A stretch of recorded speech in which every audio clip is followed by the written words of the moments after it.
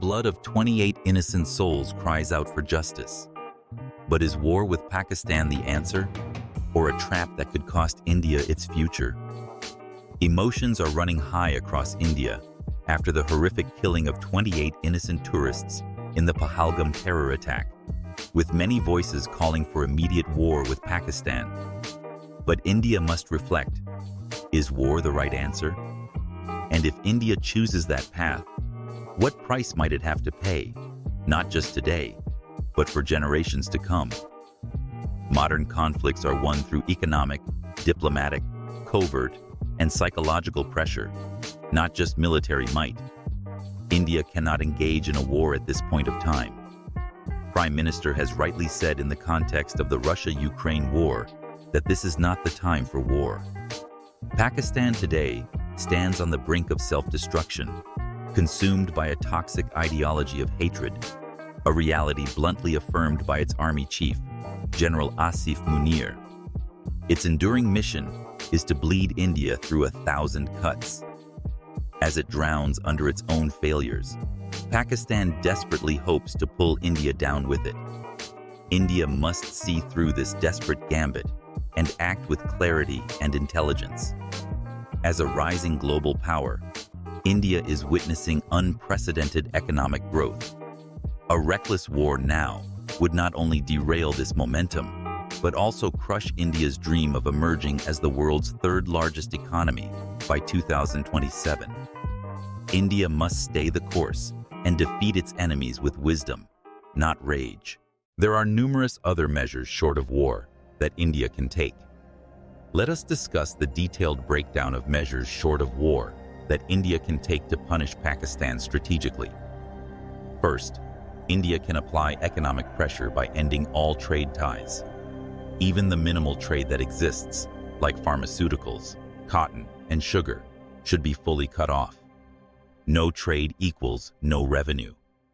Additionally, India can block international aid by using its influence at institutions like the IMF, World Bank, and FATF to block or delay Pakistan's financial assistance, loans, and bailout packages. Another measure is to target key industries by working with global allies to restrict Pakistan's access to sectors like defense manufacturing, IT, pharmaceuticals, and textiles, which are their major exports. Lastly, India can leverage the Indus Waters Treaty by legally maximizing the usage of rivers flowing from India into Pakistan, building more dams and reservoirs, and delaying water flows within treaty limits. Water pressure is a silent but very powerful tool. Expose Pakistan globally by launching an international campaign using hard evidence of terror links to portray Pakistan as a state sponsor of terrorism. Cut bilateral ties by suspending all dialogues, high-level visits, and diplomatic engagements, and lowering embassy presence to a minimum. Strengthen Quad and other alliances by using groupings like Quad, BRICS Plus, and new Indo-Pacific coalitions to push Pakistan into strategic isolation. Strengthen raw activities to gather critical intel, sabotage terror networks, and create internal pressure within Pakistan. Covertly back pro-independence movements, like in Balochistan, that oppose Pakistan's oppressive tactics. Conduct cyber operations targeting Pakistani government databases, military communications, and key infrastructure without leaving fingerprints. Use global media, social media, and diplomatic channels to showcase Pakistan's failures: economic collapse, human rights violations, minority oppression. Publicize stories of Baloch, Pashtun, Sindhi, and Shia oppression by the Pakistani state to widen internal dissent.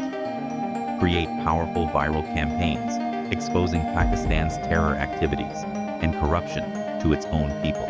Strengthen anti-terror operations. Increase domestic intelligence, community policing, and counter-terrorism capacity, especially in vulnerable states like J&K, Punjab, and border areas.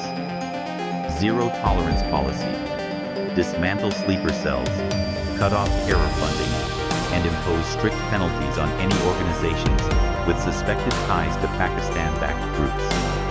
If India applies even half of these measures consistently over the next 5 to 10 years, Pakistan's economy and internal structure could collapse without a single bullet being fired.